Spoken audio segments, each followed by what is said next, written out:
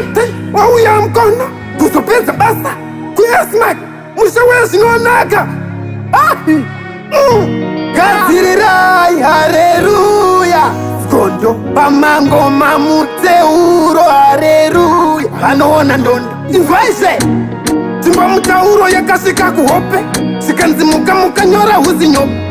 uri mutumwa iwewe uri zimesenja une mabhasi engoma zedamapasenja because of my skin color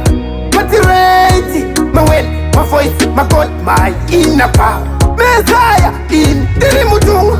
kuzoshumira vhangere mangomai anzi muparidzi mbodirai chikoras tikati herawo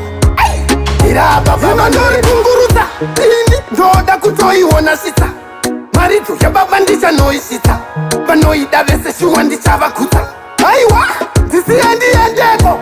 vachadzaifa nengoma ndasvikako mumaguta munzira dzemumusha maparepo ingoma ndichingoma kushaini don't underrate me because of my skin color matireti mawet mavoice magod my inner power mesaya in ndiri mutumwa kuzoshumira vhangere mangomai anzi muparidzi mbodirai chikoras tikati herawo herababazvazarurwa mubhaibheri isu takataurwa kuti vane zvipo makakomborerwa mukangoshandira bedzi chawedzerwa apa asani asikaindigame kuchidzosa kuno futi ndiva pame toimba zvinoburutsa ngirosi tobata pfumbamwe vanhu vapfugame don't underrate me because of my skin color matireti mawet mavoice magod my inner power mesaya in ndiri mutumwa kuzoshumira vhangere mangomai anzi muparidzi mbodirai chikoras tikati herawo herababandikandikabloka mwari wangu vanouya vanloka vondisesekedza kusvika ndasvika ende ndichasvika ndimbomira kudii ehe ndibaba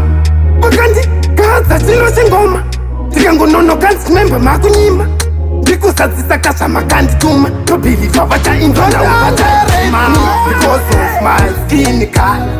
matireti mawet mavoice magod my inner power mesaya in ndiri mutumwa kuzoshumira vhangere mangomai anzi muparidzi mbodirai chikoras tikati herawo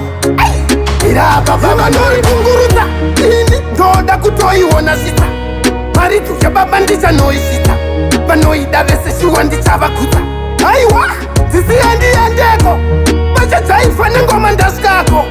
mumaguta munzira dzemumusha muparepo ingoma ndichingoma kushaini